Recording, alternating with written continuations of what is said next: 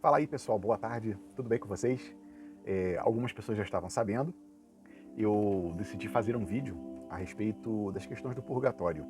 Tá? Isso foi um tema que começou a me incomodar no bom sentido, algumas semanas atrás, e como eu fiz um vídeo a respeito da questão das indulgências, e as indulgências elas têm tudo a ver com a questão do purgatório. Então, eu decidi fazer esse vídeo como uma espécie de continuação temática a respeito das questões das indulgências. Tá? Antes da gente começar, eu gostaria de fazer como o Padre Paulo Ricardo faz. Então, vamos começar em nome do Pai, do Filho e do Espírito Santo. Amém? Inspirai, ó Deus, as nossas ações e ajudai-nos a realizá-las, para que em vós comece e em vós termine tudo aquilo que fizermos, por Cristo nosso Senhor. Amém. Nossa Senhora, rogai por nós. Em nome do Pai, do Filho e do Espírito Santo. Amém. Então, tendo já feito a abertura católica, vamos então tratar deste tema que é católico por excelência, que é a questão do purgatório. Tá? Da mesma maneira que eu fiz com o tema das indulgências, tudo aquilo que eu estou lendo aqui, que eu vou falar para vocês, está de uma maneira resumida, então eu vou colocar do primeiro comentário deste vídeo, tá? E aí vocês vão conseguir. Vocês não precisam ficar anotando nem nada, basta simplesmente fazer a leitura. Tá? Então, assim, de qualquer maneira, eu vou começar então de uma maneira mais didática a respeito do o que é o purgatório. Tá? O purgatório nós podemos colocar como sendo uma doutrina eminentemente católica. Tá? Não existe dentro de uma outra religião cristã a ideia de purgatório. O que eu digo religião cristã é o quê? São os protestantes. Os protestantes não acreditam na ideia do purgatório por questões referentes à questão da salvação pela fé e coisas relacionadas a isso. Então, aonde que está a base doutrinária, para a gente colocar dessa maneira, a base bíblica, que nos dá a indicação de que existe de fato o purgatório?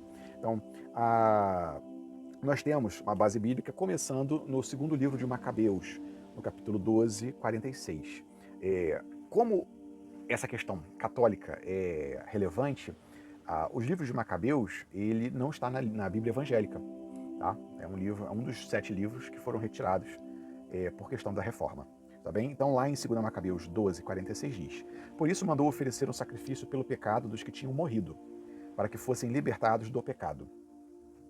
Já no Novo Testamento, nós temos no Evangelho de São Mateus, no capítulo 12, versículo 32, quem disser alguma coisa contra o Filho do Homem será perdoado, mas quem disser algo contra o Espírito Santo nunca será perdoado, nem neste mundo, nem no mundo que há de vir. Lucas, capítulo 12, 59 diz: Eu digo, daí você não sairá enquanto não pagar o último centavo. E 1 Coríntios 3,15 diz: Aquele, porém, que tiver sua obra queimada perderá a recompensa. Entretanto, o operário se salvará, mas como alguém que escapa de incêndio.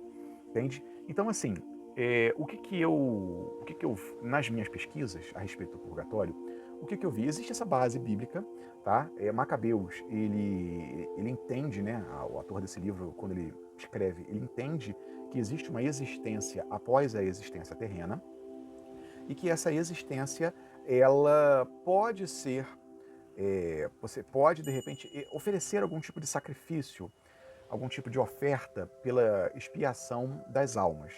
Nós, pela doutrina católica, já entendemos de uma maneira um pouco diferente. Então eu vou explicar aqui agora o que é o purgatório. Se o inferno é a decorrência da nossa liberdade em negar o amor de Deus até o fim, o purgatório é o amor de Deus que nos aceita, mesmo com os efeitos das nossas falhas. O purgatório é o local onde as almas dos salvos estão purgando as penas temporais dos pecados cometidos durante a vida. O Padre Paulo Ricardo tem um livro que é baseado no livro do Padre Manuel Lagrange, né? O Padre Paulo Ricardo fez algumas lives, inclusive aqui embaixo está marcando nas referências, né, onde eu tive essas informações, tem lá o vídeo do Padre Paulo Ricardo falando a respeito, que existe esse livro do Padre Manuel Lagrange, onde ele afirma que o purgatório deveria começar nesta vida, através de uma via purgativa. Tá? E não apenas após a morte, ou seja, pelo processo de santificação diário, adentrando nas moradas, como explica Santa Teresa. Então vamos lá. Qual que é a ideia do purgatório? O purgatório, primeira coisa, é o local dos salvos. Mas de todos os salvos? Não. Daqueles salvos que não purgaram os efeitos temporais dos seus pecados. Uma alegoria que eu vi, gostei e adoto é a de uma parede, começa aqui atrás. O pecado, ele é como se fosse uma furadeira que vem e faz um furo para colocar um quadro. Ou então alguém que vai e coloca um prego. O prego está ali. Então, o pecado está ali. A partir do momento que a pessoa vai, se confessa, e ela faz uma confissão tal que dá a ela o perdão do seu pecado, é como se alguém chegasse e retirasse o prego que ficou preso na parede. Contudo, o furo na parede ainda permanece. Este furo é o que a doutrina católica chama de pena temporal do pecado. Tá? Então nós temos uma pena do pecado, que seria, no caso, o pecado mortal, que seria a separação entre Deus e o homem, e nós temos uma pena temporal, como a confissão, a pena que faz a separação entre Deus e os homens, ela é remida, tá? Só que a pena, o efeito na natureza que aquele pecado causou, ele ainda permanece. Então isto é a pena temporal do pecado. E é no purgatório onde você vai remir estas penas temporais. Está bem? Então o purgatório, a gente vai tratar logo aqui embaixo, sobre as questões do que não é o purgatório. Não é? Eu vou continuar aqui só para a gente dar o prosseguimento.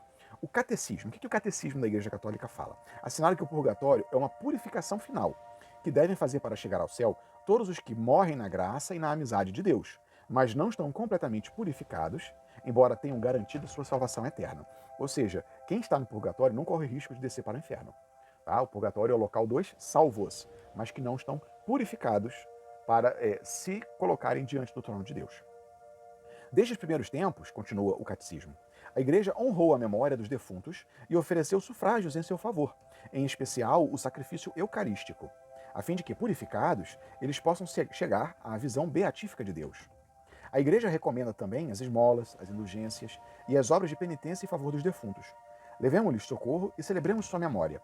Se os filhos de Jó foram purificados pelo sacrifício de seu pai, por que deveríamos duvidar que nossas oferendas em favor dos mortos lhes levem alguma consolação? Não hesitemos em socorrer os que partiram e em oferecer nossas orações por eles.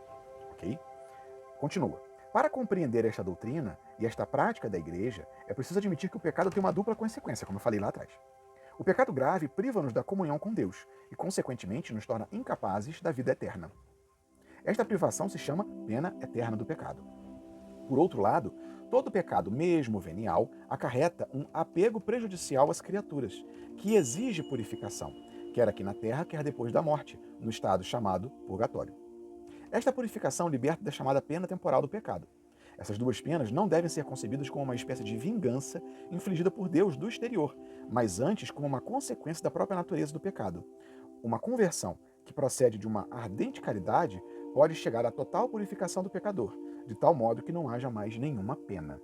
Tá bem? Então, dentro dessa visão do purgatório, o que nós vemos? É um local, primeiro, para os salvos. Em segundo lugar, o purgatório, ele é um local onde nós, como se fosse numa escola, repetimos de ano. Nós passamos, mas ficamos de recuperação. Não é nem repetir, nós passamos, mas ficamos de recuperação. E aí o que acontece? Dentro desse local, nós temos que efetivamente remir essas penas temporais. Nós temos que tirar esse apego nosso a essas criaturas de Deus que nos causaram esse apego. Tá bem? Então, basicamente, a situação é essa. Eu gosto da analogia da parede porque ela fica mais clara. Nós temos que tampar os buracos. Nós não podemos mostrar a parede do nosso coração cheia de buracos. Nós temos que tampar o buraco com massa, nós temos que passar nova tinta para que possamos nos apresentar de modo perfeito diante de Deus. O que o purgatório não é? Não é um local de indecisão ou de avaliação do destino final. Ou seja, quem está no purgatório está salvo. Ponto. Agora, o tempo que vai ser necessário para essa pessoa sair do purgatório depende do tipo de faltas que ela cometeu, da quantidade das faltas que ela cometeu, se tem alguém que fica oferecendo indulgências por ela e por aí vai. Outra coisa, o purgatório não é perpétuo. Ou seja, as pessoas que estão no purgatório não ficarão lá para sempre. Uma hora, em algum momento, elas vão ser retiradas de lá. O purgatório não faz parte do inferno.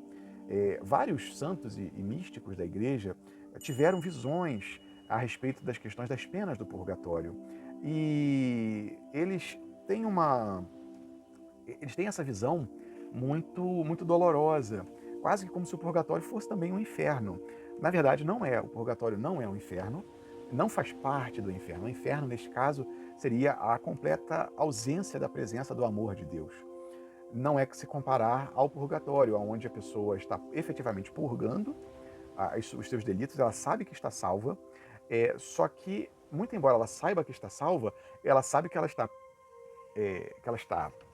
afastada da presença de Deus por causa de falhas que ela cometeu e que ela não remiu enquanto ela tinha tempo. Então, este sofrimento, essa é, claro, é a minha visão, acredito que os santos e tenham visto outras coisas, mas a visão como eu entendo o purgatório é basicamente essa. A alma, ela sabe que está salva, mas o fato dela estar separada de Deus, mesmo sabendo que ela está salva, causa esse tipo de dor nela. É uma dor, alguns santos mostram uma espécie de um fogo purificador. Então, assim, não é um local bom, tá? Muito embora existam pessoas, existam místicos que dizem, né, que viram o purgatório e que, como está lá na Divina Comédia, do Dante, tanto o inferno quanto o purgatório teriam níveis. Acredito que o céu também, né? A questão dos níveis. Faltas mais graves, pecados que tenham gerado efeitos mais graves, estariam teoricamente assim, mais próximos de um nível infernal, enquanto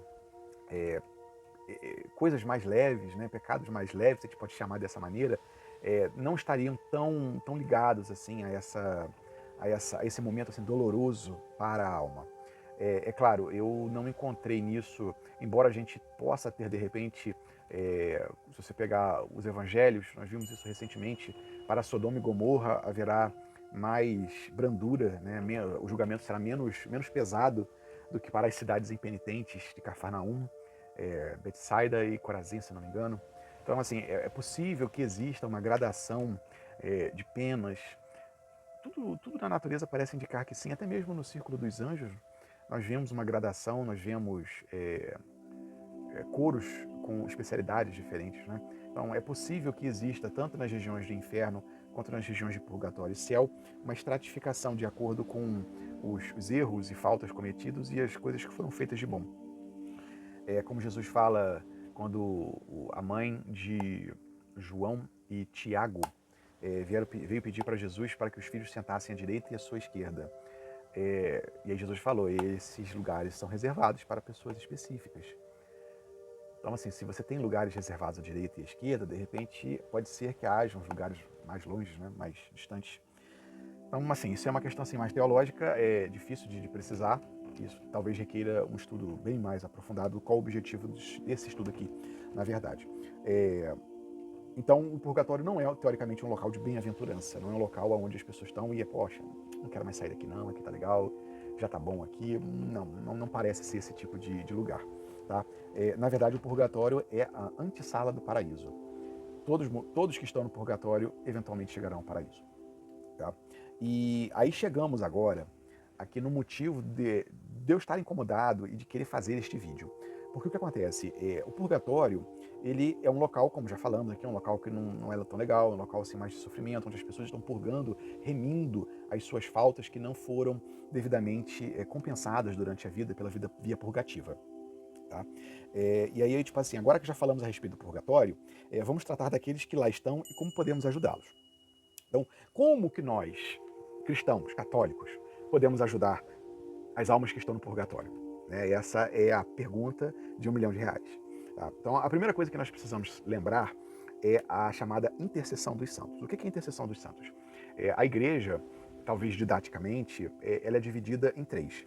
Nós temos a igreja peregrina, que somos nós, que estamos aqui vivos e na terra.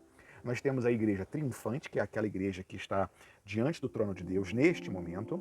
E nós temos a igreja padecente, que é a igreja composta por aquelas almas que estão no purgatório. Ok.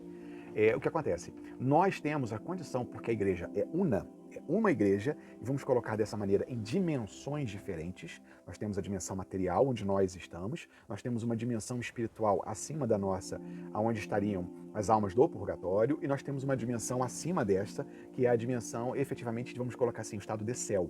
Está bem? E aí o que acontece? Nesse estado de céu, nós temos essa ligação. A igreja, ela avança entre essas dimensões para pegar todos esses três lugares. Então, por isso, nós que estamos vivos, podemos orar, rezar, suplicar aos que estão diante do trono de Deus, aos santos, à Virgem Maria, aos anjos, pedindo por eles, para eles, por nós, e pedindo também para a igreja padecente, que é aquela que está no purgatório. Ou seja, por a igreja ser uma igreja dividida nessas dimensões diferentes, nós conseguimos interceder por aqueles que estão padecentes e nós conseguimos pedir para aqueles que já se encontram na glória. Está bem? Então essa é a primeira questão. Nós podemos fazer isso, nós temos esse ministério. O segundo ponto aqui seria o quê? Existem as obras de misericórdia.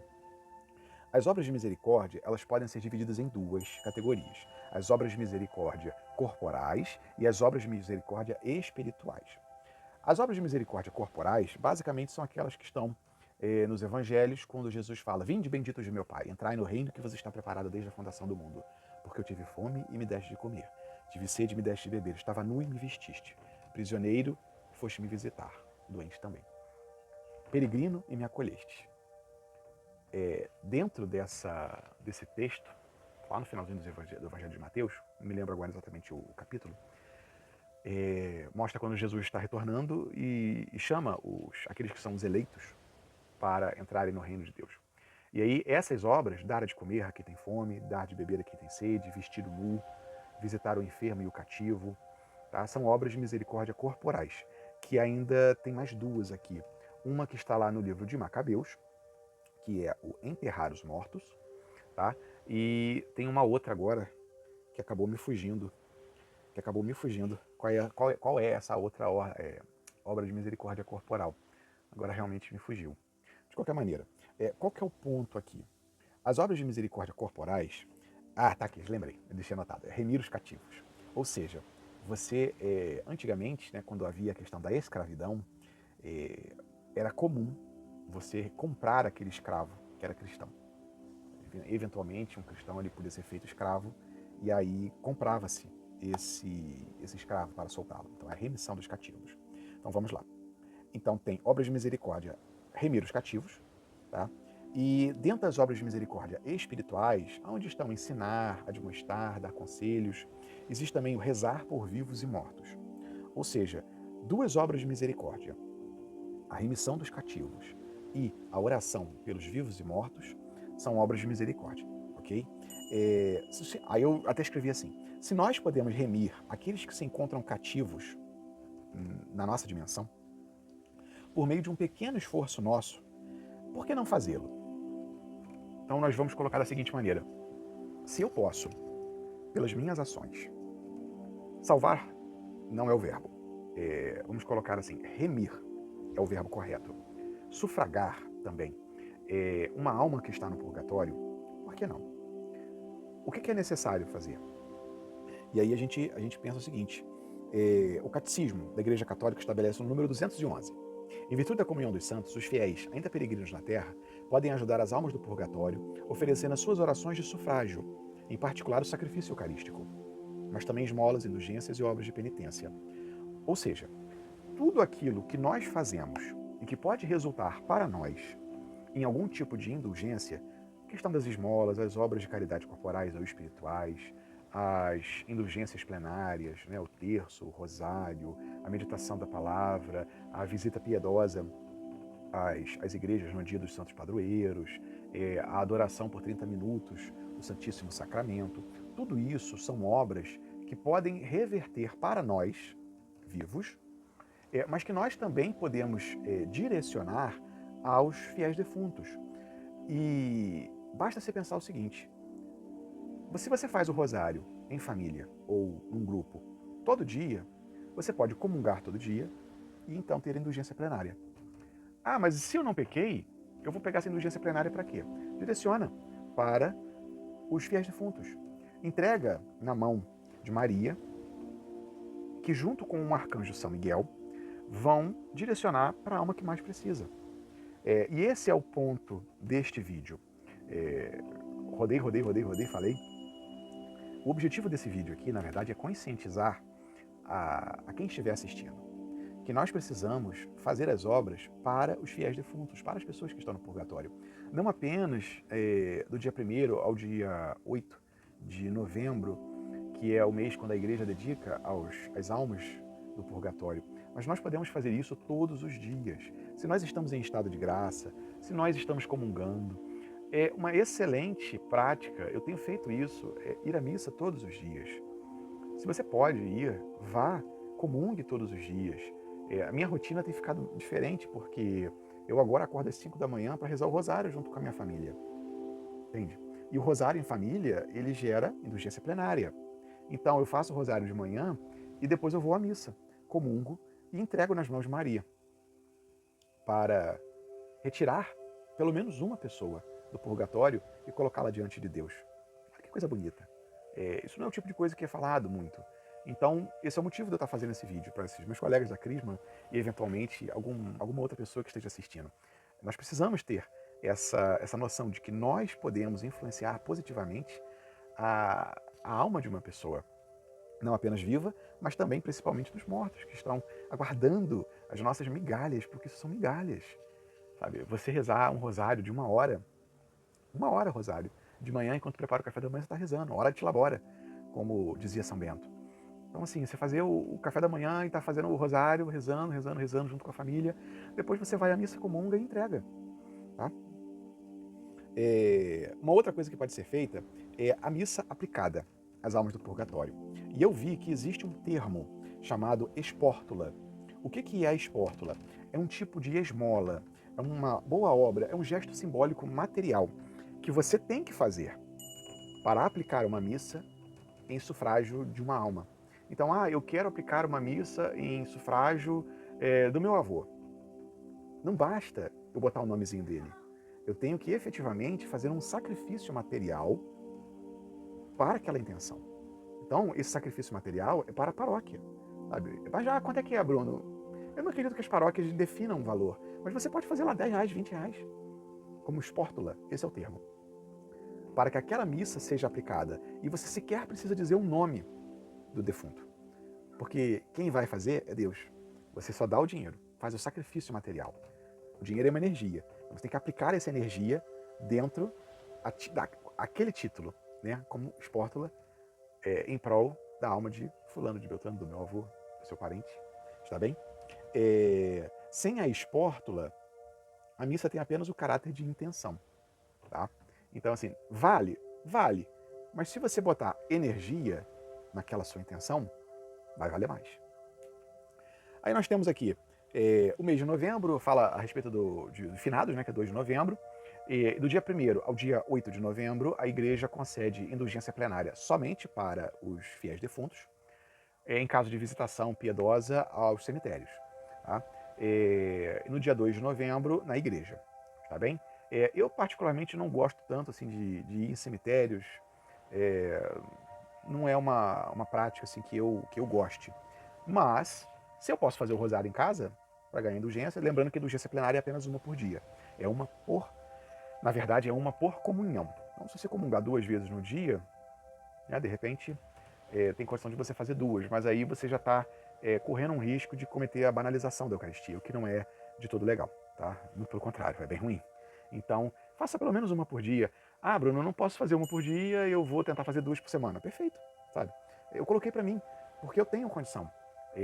Eu sou profissional liberal, sou advogado, então não é todo dia que eu estou no fórum, não é todo dia que eu tenho atividade para fazer. Então eu tenho condição de, em determinados horários, ir à missa. Isso aí para mim eu coloquei como um objetivo para mim. Enquanto me for possível fazer isso, eu vou fazer. E agora vem uma parte que é interessante. As almas que foram remidas do purgatório, elas passam a saber que foi você que as retirou de lá, que foi a sua oração, que foi o seu jejum, que foi a sua indulgência, que retirou ela de lá. Então ela passa a ser um intercessor seu diante de Deus. Porque ela já é santa, né? Só que agora ela está diante de Deus e agora ela pode interceder por você. Eu particularmente acho essa noção, ela é reconfortante no sentido de dar uma expectativa para a pessoa que está fazendo as obras de misericórdia, fazendo as indulgências. Assim, é como se fosse um incentivo, né? Olha, se você fizer isso, você vai ganhar um intercessor para você junto a Deus. Eu vou dizer para vocês, isso é reconfortante, mas ao mesmo tempo, você não pode fazer, pelo menos é a minha visão, tá? É a minha visão. Você não deve fazer algo pensando num benefício futuro. Você não pode estar com segundas intenções. Que a pessoa vai virar um intercessor? Amém. Que maravilha, muito bom, agradeço. Mas assim, eu faço porque é justo, eu faço porque é digno, eu faço porque agrada ao coração do meu Deus, eu faço porque agrada ao coração de Nossa Senhora, eu faço porque é agradável diante dos santos anjos. Então assim, eu faço porque eu posso, eu faço porque é uma coisa tão pequena, mas dentro dessa pequenez é o que eu posso fazer e é o suficiente para aquela alma. Foi o suficiente. Imagina se todos nós pudéssemos comungar todos os dias e todos os dias nós pudéssemos salvar uma pessoa de um local onde ela está presa, onde ela anseia por se libertar dali para encontrar o amor da existência, da vida dela. Entende? Então, é o que eu posso fazer. E isso é o que estava me incomodando para falar para vocês a respeito. Eu não tenho como expressar de uma forma mais contundente o privilégio que é você poder salvar uma pessoa. Às vezes você está na rua, está vendo um mendigo passando fome e você vai dar uma comida. Às vezes é a única comida que ele vai comer no dia inteiro. E isso te reconforta, porque caramba, essa pessoa comeu por minha causa. Sabe? Não no sentido de vaidade, mas no sentido que poderia ser Jesus ali naquele homem, sabe? E era Jesus ali naquele homem. E quão mais também não será Jesus em cada uma das almas que estão no purgatório e que estão esperando, às vezes, uma missa ser rezada por ela, da maneira, sabe, da maneira correta, como é que é o nome do termo? Da maneira com a espórtula, né? Quem sabe essa alma não está esperando uma coisinha para sair, sabe? Não está esperando um sinal da cruz para ser remida de lá, sabe? Para poder encontrar o amor da existência, a razão da existência dela. E quantas orações, quantas intercessões ela não vai fazer por você? Torna a dizer, não é o objetivo não é ganhar intercessores, o objetivo é salvar, é remir os cativos. Eu estou falando salvar não no sentido de efetivamente salvação, mas no sentido da remissão dessas pessoas do local onde elas se encontram. Tá, minha gente, é isso aí, nós já estamos adiantados aqui no vídeo. Eu agradeço por quem ficou até aqui e desejo que Deus abençoe vocês e que vocês possam ter sido tocados por essa pequena explanação do que é. Eu pesquisei, eu fiz e pedir que Deus abençoe vocês e que toque nos seus corações para que vocês possam efetivamente se conscientizarem da ferramenta de libertação que vocês têm à mão todos os dias. Fiquem com Deus. Em nome do Pai, do Filho e do Espírito Santo. Amém.